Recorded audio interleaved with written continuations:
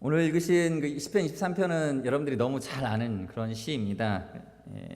다윗이 아마 굉장히 좀 평안할 때, 이렇게 마음적으로 평안할 때 쓰여진 것으로 보는 견해가 있고요. 또 혹자들은 이 압살롬에게 쫓겨다닐 때에 잠시 하나님을 묵상하면서 쓴 글이다라고 이렇게 견해를 내놓는 학자들도 있습니다. 어찌하여튼 다윗의 인생의 전반을 살펴보면 평안할 때가 별로 없었습니다. 평안할 일이 별로 없었는데도 불구하고 계속 이렇게 전쟁이 있고 우화가 있고 다툼이 있고 그런 과정 속에서 인생을 살아왔던 다윗의 삶을 바라볼 때 이러한 시의 내용을 쓰기가 참 쉽지는 않았을 텐데 라는 생각이 듭니다. 그러나 어쨌든 이 시에 흐르는 그 목가적인 분위기, 굉장히 마지막 결론 부분에 보시면 내 잔이 넘치나이다 하면서 감사로서 연결되어지는 이러한 시의 내용으로 봤을 때 참 다윗이라는 사람의 신앙이 대단하다라는 것을 느낄 수 있습니다. 그렇게 평안하지 않은 삶을 살면서도 이처럼 평안한 은혜를 누리고 있는 그러한 내용을 담을 수 있는 그런 다윗의 깊은 묵상과 그 예배 생활을 우리가 좀 본받아야 되겠다는 생각이 듭니다. 그래서 저는 오늘 이 본문의 말씀을 가지고 여기에 드러나 있는 이 시편 23편에 드러난 신앙의 속성이라는 제목으로 하나님 말씀을 잠시 나누도록 하겠습니다. 저는 이 시편 23편에서 먼저 우리가 눈여겨보아야 될 신앙의 속성은 바로 우리에게 있어서 중요한 것은 기도의 응답보다 하나님의 인도하심을 받는 것이다 라는 것입니다. 하나님의 인도함을 받는 것이 더 중요한 것입니다. 무슨 뜻이냐면 여러분 시편 오늘 읽으신 말씀 1절을 한번 보시겠습니다. 1절 다 같이 읽겠습니다. 시작. 여호와는 나의 목자시니 내게 부족함이 없으리로다. 여기서 여호와 하나님을 나의 목자다라고 고백하고 있습니다. 나의 목자시니 라고 하는 이 목자라는 단어가 로이인데 먹이다, 돌보다, 양육하다, 다스리다 이런 의미를 갖고 있습니다. 여기에 1인칭 전미하가 결합되어서 나의 목자가 되신다라는 그렇게 뜻으로 우리가 해석을 하는 것이죠. 그러니까 이 목자라는 말에는 여호와께서 다윗을 비롯한 이스라엘 백성들의 목자로서 양을 돌보고 먹이듯이 양육하신다라는 그런 의미가 담겨져 있습니다. 그리고 더 나아가서 이 의미 속에는 인간이 하나님께서 창조해 놓으신 자연의 여러 가지 혜택 속에서 살아가고 있다. 그러한 사실을 암시하고 있습니다. 그리고 여기에 표현되어 있는 그 이 단어의 의미 속에 내포되어 있는 다스리다, 목자가 양을 다스리다라는 개념은 이 양은 자신을 돌보고 보살펴 주시는 목자에 대하여서 절대적으로 따르고 순종해야 한다라는 사실도 전제되어져 있습니다. 실제로 고대 근동의 목축 현장을 보시면 양이 만약에 목자를 따르지 않고 자기 멋대로 길을 나서게 되면 맹수들에게 공격을 받아서 갈기갈기 찢겨져 처참하게 죽게 될 수밖에 없다라는 것을 우리는 알 수 있습니다. 여러분, 신앙생활을 제대로 경험해 보지 못한 사람들은 이 신앙생활을 하나의 구속이라고 생각을 합니다. 얽매이 있는 것이다. 예수를 믿지 않는 사람들이 볼 때 주일마다 예배 드리러 가고 어떤 사람들은 신앙 열심히 뜨거운 가운데 새벽 예배 드리러 나가고 여러 가지 직분의 일들을 사역을 감당할 때 멀리서 보면 뭔가에 얽매여 있는 것 같이 보여지는 거죠. 그래서 어떤 기독교에 대해 부정적인 내용을 담고 있는 드라마나 이런 소설이나 영화를 보면 굉장히 교회가 성도들의 어떤 정신을 지배하는 지배자인 것처럼 이렇게 묘사를 하기도 합니다. 자녀를 키워보신 분들은 다 아시겠지만 특히나 이제 딸아이를 키워보시는 부모님들이 느끼는 거는 이 딸아이가 만약에 가출을 하는 상황이 되면 어떤 느낌입니까? 걱정이 되죠. 집을 나간다. 이 아이가 집을 나갈 때 딸은 분명히 속으로 이렇게 생각을 해요. 이 집과 부모님이 나를 구속하고 있다. 나를 억물거매고 있다. 순간적으로 그런 느낌이 더 강하게 들어서 뛰쳐나갑니다. 그러면 딸은 자기가 자유를 누린다고 생각을 하고 있지만 대다수의 그를 지켜보는 어른들이나 부모님이 볼 때는 굉장히 위험한 상황에 처하게 되는 것이죠. 마찬가지입니다. 신앙생활에 있어서 하나님의 구속을 받는 것, 다른 사람들이 볼 때는 어떤 믿지 않는 사람들이 볼 때는 뭔가 얽매여 있는 것 같이 보이지만 그러나 우리가 바라보는 관점도 동일하겠지만 하나님과도 비슷한 관점으로 우리가 바라보죠. 하나님을 떠난 것은 정말로 위험한 것입니다. 그래서 우리에게 하나님 앞에 구속받고 있는 그 집에 거하는 것, 가출하지 않고 집에 거하는 것은 하나님의 보호하심 속에 있는 것이고 하나님의 은혜를 누리는 것이죠. 얼마나 악한 마귀가 우리들을 도사리고 노리고 있는지 아십니까? 신앙의 길을 잠시라도 우리가 어떤 시험에 빠져서 떠나게 되면 정말로 너무나 큰 위험이 우리를 넘어뜨리려고 이 마귀가 우리를 벼르고 있다는 것입니다. 그래서 6절의 본문 우리가 읽으신 말씀 6절에 보시면 이 목자의 인도하심을 받는 이 시편 기자가 이렇게 고백합니다. 6절 다 같이 읽어보겠습니다. 시작. 내 평생의 선하심과 인자하심이 반드시 나를 따르리니 내가 여호와의 집에 영원히 살리로다. 여러분, 죄의 결과는 처참한 죽음입니다. 악한 마귀는 지금도 많은 성도들을 그 죄에 넘어뜨려 불신과 하나님을 원망하는 길로 이끌고자 하고 있습니다. 이 죄 문제뿐만 아니라 삶의 전 영역에서 파괴적이며 절망적인 상황으로 우리를 유혹하고 넘어뜨리려고 합니다. 지금 다윗은 과거를 회상하면서 자신의 목자 시절의 수많은 그 짐승들과의 또 전장에서 만났던 수많은 그 대적들과의 그 전쟁, 싸움 이런 것들 속에서 하나님의 많은 그 도우심과 은혜를 경험했습니다. 그래서 지금 이렇게 결론을 내립니다. 여호와는 나의 목자시니 내게 부족함이 없으리로다. 여기서 부족함이 없다라고 하는 단어를 이제 부정어로 이렇게 히브리 원문에 보시면 로라는 단어를 쓰는데 절대적인 부정을 씁니다. 내게 부족함이 절대로 없으리로다. 그 하나님의 부족함이 없는 그 은혜를 누리면서 그 반대 상황을 또한 여기다가 잘 묘사를 해놓고 있어요. 하나님 안에서 나는 부족함이 없는데 어떤 상황 속에서 부족함이 없음을 경험하고 있느냐.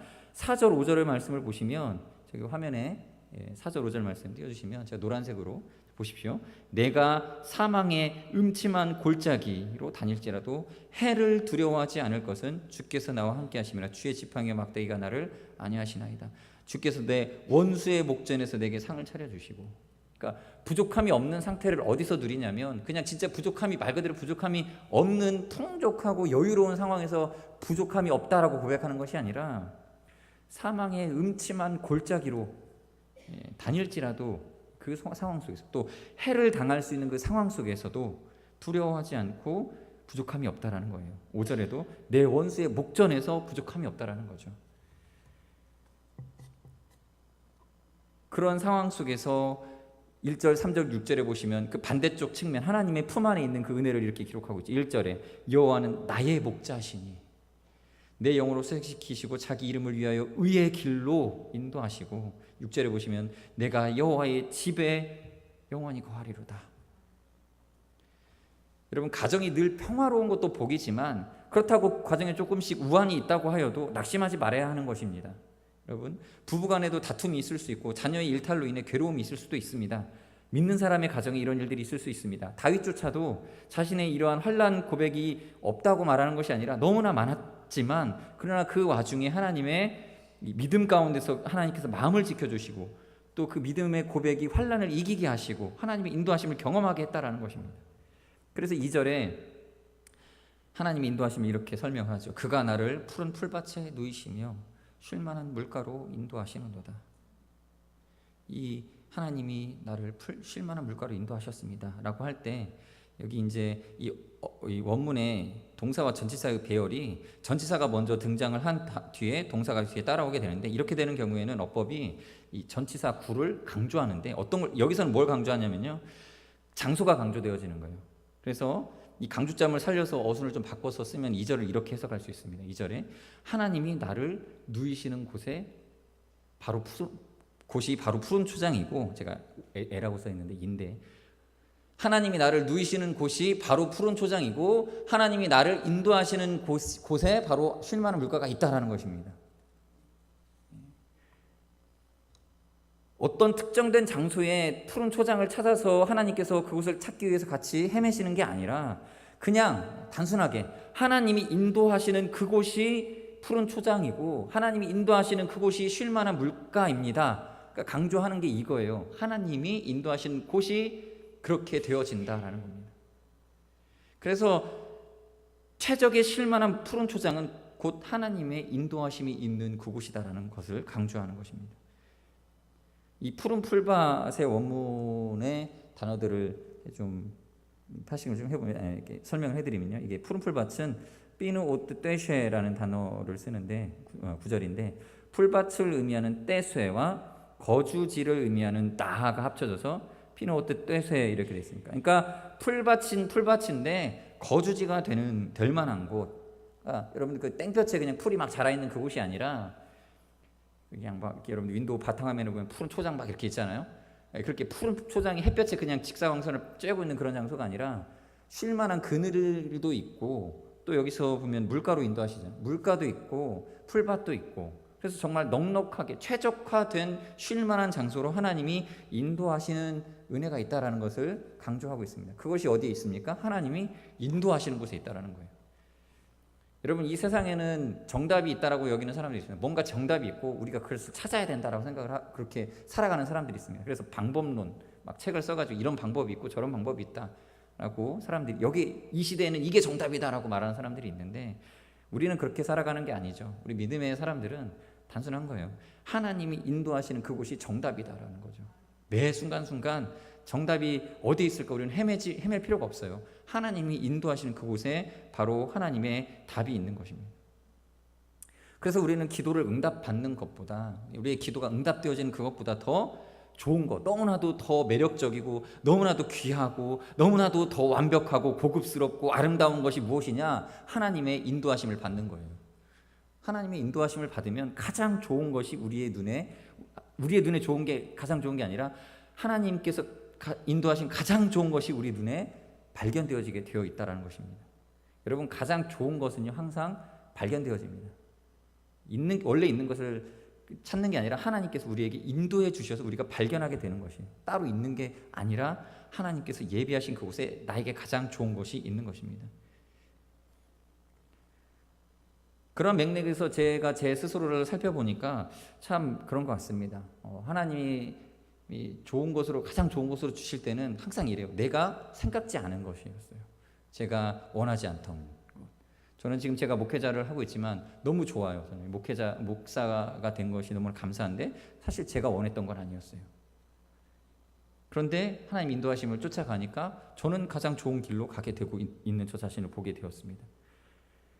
자녀를 낳을 때도요, 저는 특별히 성별에 대해서 기도한 적은 없습니다. 그냥 아들이 있어도 좋을 것 같고 딸을 낳아도 좋을 것 같고 이렇게 그냥 생각을 하고 있었는데, 딸 쌍둥이는 생각도 안 했어요. 생각도 안 하고 있었습니다. 그런데 지금 보니까 가장 좋아요.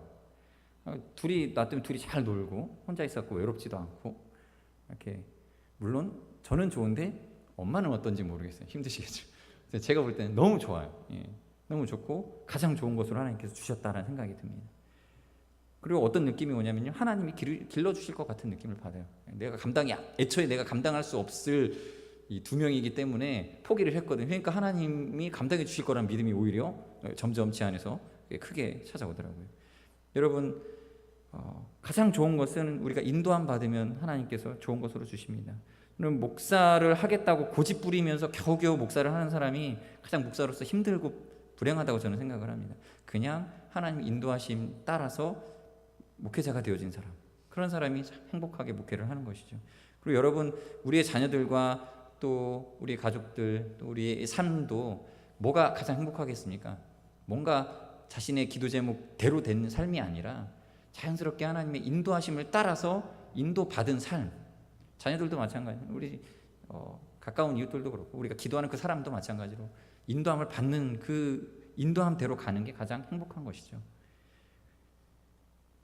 여러분, 그러므로 인도함 받으시기 바랍니다. 기도하면서 기도 응답에 집중하지 마시고 인도하심에 민감하시기 바랍니다. 그래서 기도한 후에 아내와 상의하고 영적인 리더들의 도움을 구하면서 인도함 받으시길 바랍니다. 하나님이 목자가 되어주셔서 가장 좋은 곳으로 인도하시고 안식을 주실 것입니다. 그러나 늘 완벽하게 인도함을 받지 못하는 것이 사람입니다. 하나님의 인도하심을 구하지만 넘어지기도 하고 혼란 속에 빠져 당황하기도 합니다. 왜 그러냐면 우리 3절을 한번 보시기 바랍니다. 3절, 내 영혼을 수생시키시고, 다 같이 읽겠습니다. 시작. 내 영혼을 수생시키시고 자기 이름을 위하여 의의 길로 인도하시는도다. 우리가 이 부분을 간과하기 때문에 늘 넘어집니다. 그래서 이것을 믿어야 돼요. 두 번째로 신앙의 속성에 우리가 좀 눈여겨봐야 될 것인데, 신앙은 우리의 전 존재를 의의 길로 인도함 받는 것이다. 이것을 믿어야 됩니다. 여기서 이제 내 영혼이라고 표현되어 있는데, 내 영혼, 네페시라는 단어를 씁니다. 영혼이라는 의미를 담고 있긴 합니다만, 단지 그 영혼, 사람을 영혼과 육체로 나누었을 때 그 영혼만을 말한다기보다는 주로 생명, 마음, 몸, 기력, 그러니까 이 사람의 그 삶에 있는 그 에너지적인 부분들, 그러니까 그 전 존재적인 이 사람의 그냥 삶, 그 활동, 이 모든 것들을 다 포함하는 단어인 것이죠. 그래서 나라고 하는 인간 전체가 하나님 앞에서 소성되어져야 된다라는 거죠. 그렇게 소성시키시는 하나님을 이 다윗이 경험한 것입니다. 그래서 이 사람의 인격이 다 변화되어진 그 삶, 그것이 소성인 거죠. 회개해서 하나님께로 완전히 돌이킨 삶, 그것을 말하는데, 그래서 우리는 우리의 영혼의 문제가 단지 우리의 문제가 우리의 영혼의 한 부분에 국면되어져 있는 한 모퉁이에 있는 문제만을 해결받는 것이 이 신앙의 그 결과가 아니라는 거예요. 저는 목사로서 이제 목양을 하다가 가끔 이렇게 기분 나쁠 때가 있는데요. 자존심이 상할 때, 이제 개인적인 그 약간 그 소심함과 이 인격의 약간의 그 부족함 때문에 화가 날 때가 있는데, 그게 언제냐면 이렇게 무시당할 때가 있습니다. 성도들을 신방을 갔는데 목사님 기도나 해주시고 가세요, 뭐 이런 식으로 이렇게 그런 느낌을 받을 때가 있어요. 목사님은 오셨으면 그냥 기도만 하고 가십시오. 그냥 말씀 뭐 예배나 잠깐 드리고 그냥 가시면 됩니다. 뭐 이런 식으로. 그러니까 병원에 갔으면 이제 아프잖아요. 그럼 수술을 하고 치료를 받는데 당연히 이제 물론 이제 직접적으로 칼을 대고 치료를 하고 어떤 테라피를 하는 거는 의사죠. 그러나 저는 이게 제가 기분 나쁜 것도 좀 이중적인 거죠. 하나님 무시하는 것 같은 느낌을 받아요. 기도나 해주시고 그러면은 수술은 의사가 할 거고 치료받는 건 다른 사람들이 이렇게 절차들을 통해서 할 거니까 내가 간호할 거고 내가 돈 낼 거고 당신 기도만 해주십시오. 그래서 이 치료의 한 부분을 전인적인 치료가 아니라 그냥 단지 목회자는 그 영혼의 한 부분만을 치료하는 거다, 뭐 영혼의 한 부분만을 담당하는 사람이다라고 여기는 것, 그 안에는 어떤 무서운 그 신앙의 이 오류가 담겨져 있습니까? 하나님이 단지 그 영혼의 한 부분만을 터치하시고 나머지 부분은 어떤 자연이라든지 어떤 자연스럽게 과학이라든지 어떤 물리적인 활동 이런 것들이 나머지 부분들은 자연스럽게 할 것이다 라고 생각하는 그런 태도가 있는 경우들이 종종 있습니다. 여러분, 하나님은 우리의 삶의 전 영역에 영향을 끼치는 분이십니다. 그 결과마저도 다 주관하시는 분이셔요. 그걸 잊지 말아야 됩니다. 하나님이 한 인간의 전 존재에 영향을 끼치고 있음을 믿는다면 기도 제목을 알려달라고 부탁하는 목회자의 요청을 가볍게 여겨서 기도 제목을 용지에 그렇게 대충 적어놓지는 않을 것입니다. 이거는 부모님의 영적인 권위에서도 마찬가지입니다. 하나님은 가정의 질서를 부모님의 권위에 두셨습니다. 그래서 부모를 공경하라고 하고 있고요. 부모는 자녀들을 잘 양육하고 훈계해야 할 의무가 있습니다. 이때 부모님의 역할은 하나님의 영적 대리인의 역할을 짊어지고 있습니다. 그래서 부모님은 자신의 믿음과 기도 생활에 그것이 자녀들에게 얼마나 큰 영향을 끼치는지를 인정해야 됩니다. 간혹 종종 자녀들만 교회 생활 열심히 하도록 장려하고 본인은 전혀 자녀들을 위해서 예배하거나 기도하거나 하나님 앞에서 무릎 꿇지 않으면서 그저 자녀가 본인 스스로 믿음이 잘 갖춰지면 하나님께서 축복해 주시겠지, 얼마나 잘 되나 보자, 이런 태도로 바라보는 부모님들이 계십니다. 여러분, 부모님이 하나님 앞에서 전 인격적으로 인정을 받고 복을 받으면 지금도 이미 잘하고 있는 자녀가 더 많은 은혜와 하나님의 인도하심을 체험하게 될 것입니다. 그 풍성함 속에서 부모님께 효도할 수 있는 넉넉함이 있게 될 것입니다. 자신은 죄악으로 물든 생활을 반복하면서 그 피폐함과 메마름으로 부모 노릇만을 하려고 한다면 자녀들을 속이고 있는 것과 다름이 없습니다. 하나님께서는 하나님의 자녀들이 우리를 위하시는 그 하나님의 그 명예와 정직에 맞게끔 우리를 짊어지고 책임지고 우리를 돌보고 계신다라는 것을 바라보셔야 됩니다. 하나님께서 우리의 전 인격을 자신의 이름을 걸고 돌보고 계시는 것처럼 우리 또한 우리에게 속한 영적인 권위의 영역 안에서 전 인격적인 존재들을 대하는 그러한 의무감과 책임감을 짊어지고 사역해야 됩니다. 그래서 목사는요, 성도가 어려움에 빠지고 또 곤란한 일을 겪으면 정말로 그 마음에 그 뼈아픔이 있습니다. 그 전적인 책임감을 느끼기 때문에. 마찬가지로 우리 구역장님들, 또 리더들, 또 교사들, 자기의 영적인 영역에 속한 학생이나 또 소그룹원들, 또 우리 구역원들이 어떻게 되어지든 나와 무관하지 않다라는 것을 절감하시고 책임감 있게 사역을 감당해야 됩니다. 기도 많이 해야 됩니다. 그리고 3절의 말씀을 우리가 구조대로 지각해보면 이렇게 나옵니다. 3절 한번 말씀 보여주시겠습니까? 내 영혼을 수생시키고 자기 이름을 위하여 의의 길로 인도하신다. 이거를 그 원문에 있는 구조대로 좀 이렇게 나눠놓으면요, 이게 2+2+2 구조라고 이렇게 설명이 되어 있는데, 그가 내 영혼을 수생시키시고 그가 나를 의의 길로 인도하시고 그의 이름을 위하여 이 일을 하신다라고 기록되어 있습니다. 강조되는 건 뭐예요? 이 모든 은혜가 하나님께서 자신의 영광을 위하여 열심을 내신다는 겁니다. 그리고 그것은 의의 길로 인도하신다는 거예요. 의의 길로, 체데크라는 단어를 쓰는데 도덕적으로 법적인 측면에서 의롭다라는 거예요. 간혹 자식들에게 잘해주려고 부모가 정말 말 그대로 이 전인격적으로 아이를 잘되게 하기 위하여서 적극적으로 그 선생님에게 찾아가서 학교 선생님 찾아가서 촌지를 준다든지 인사청탁을 한다든지 이런 경우, 편법적인 방법을 동원하는 것을 종종 부모의 사랑이라고 착각하는 경우들이 있는데, 우리 하나님께서 또 그렇게 하실까요? 하나님께서 당신의 자녀들을 인도하실 때 물론 하나님의 영역 안에서 가장 좋은 것으로 주시지만, 그러나 의의 길로 우리를 인도하신다는 것을 잊지 말아야 됩니다. 하나님께서는 자신의 이름을 위하여서 우리를 의로운 길로 인도하여 주십니다. 그래서 우리가 하나님의 인도하심을 받을 때 때로는 유혹도 같이 오게 되는데, 그래서 잠깐의 유혹으로 그 불법적인 방법을 제의받기도 합니다. 기도로 안 되니까 기도하고 있어? 그러면 그런데 기도만 가지고 되는 게 아니야 하면서 어떤 편법을 이렇게 제의받기도 하고요. 또 어떤 다른 어떤 기회를 이렇게 마치 유혹처럼 우리에게 건네줄 때도 있습니다. 그러나 그것이 하나님의 의의 길이 아니라고 한다면 우리 내면 안에서 스스로 거부할 줄 알아야 됩니다. 간혹 그러한 편법을 쓰지 않아서 실패를 경험하거나 좋은 기회를 놓쳐버릴 수도 있습니다.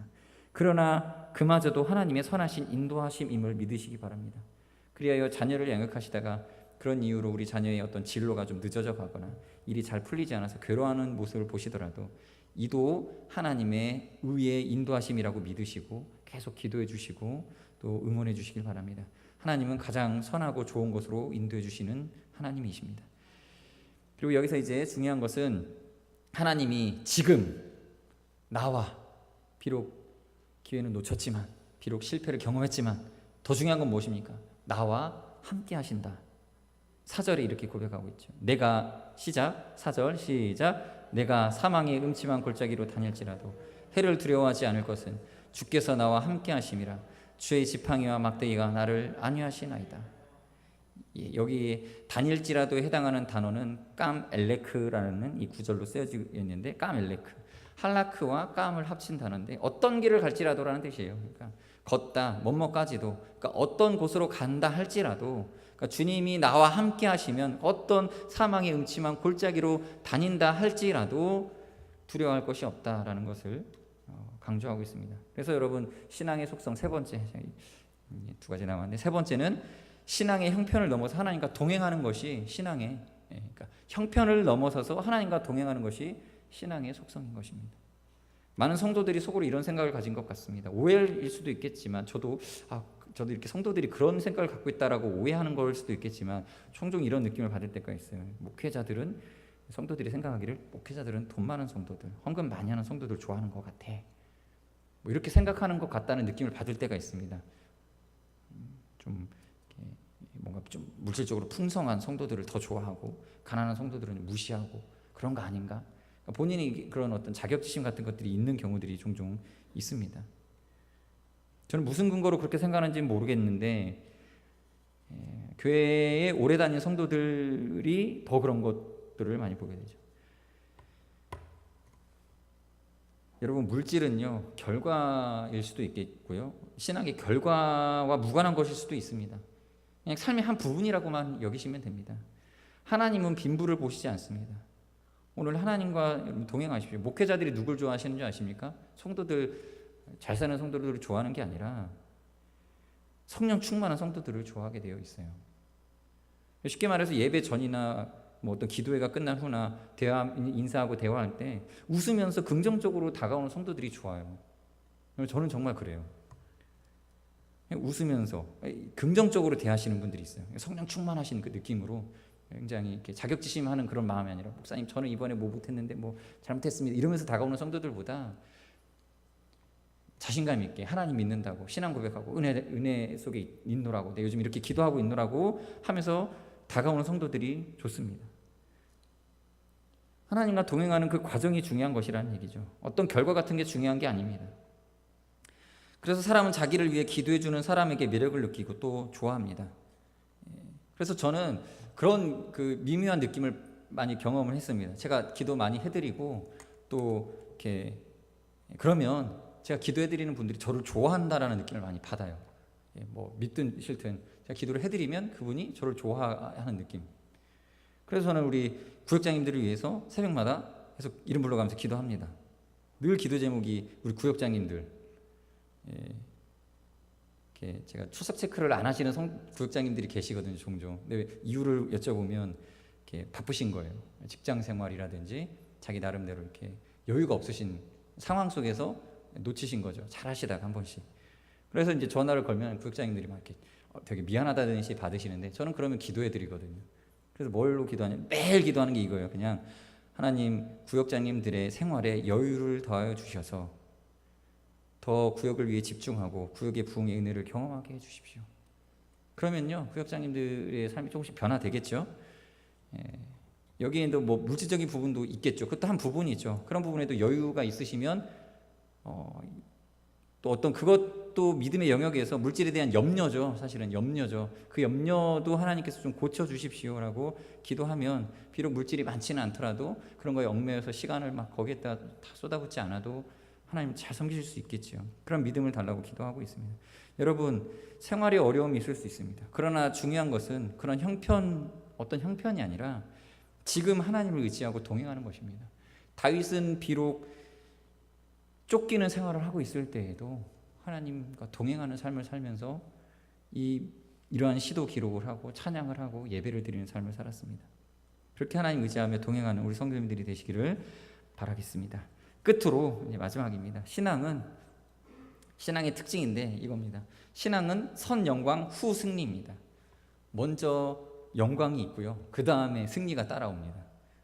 그래서 그 영광의 영역에 믿음과 감사 또 찬양이 있고 그 뒤에 결과적인 삶의 변화가 나타난다라는 거예요. 5절 말씀 한번 보시겠습니까? 5절 다 같이 읽어보겠습니다. 시작. 주께서 내 원수의 목전에서 내게 상을 차려주시고 기름을 내 머리에 부으셨으니 내 잔이 넘치나이다. 하나님께서 다윗으로 누리게 하시는 승리의 축제가 자신을 적대시하던 원수들이 목격하는 가운데 베풀어졌습니다. 보세요. 주께서 내 원수의 목전에서, 그러니까 원수가 아직도 두 눈을 시퍼렇게 뜨고 나를 지켜보고 있는 과정 속에서 하나님이 내게 상을 베풀어 주셨다라는 거예요.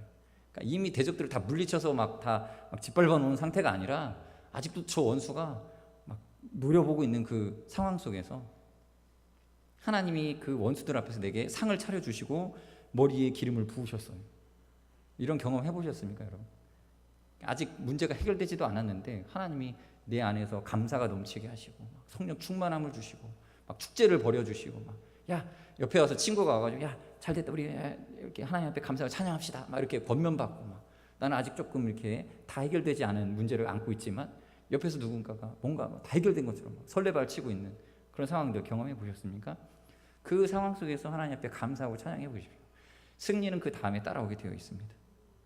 시인은 지금 자기 앞에 대적들로 인해서 여전히 마음 졸이고 있는 상황인데 하나님께서는 상을 베풀어 주시고 계셔요. 좀 감당이 잘 안 되죠? 여러분 그때 여러분 믿음을 고백하십시오. 하나님 내가 이미 이긴 줄로 믿습니다. 여러분 이제 한 주가 시작되기도 전에 이번 주에 당장 내가 해야 될 일들이 산적해어 있고 이 사업장에 또 우리가 뭐 가정의 자녀들의 문제가 주중에 펼쳐져야 되는데 주일날 예배 드려야 돼요. 막 불안하거든요. 예배에 집중할 수 없는데 근데 예배를 먼저 드리라고 주일이 한 주의 첫 시작점이 딱 놓여져 있어요. 예배가 주일 아침 예배부터 오후 예배까지 하루 종일 하나님 앞에 예배 드리래요.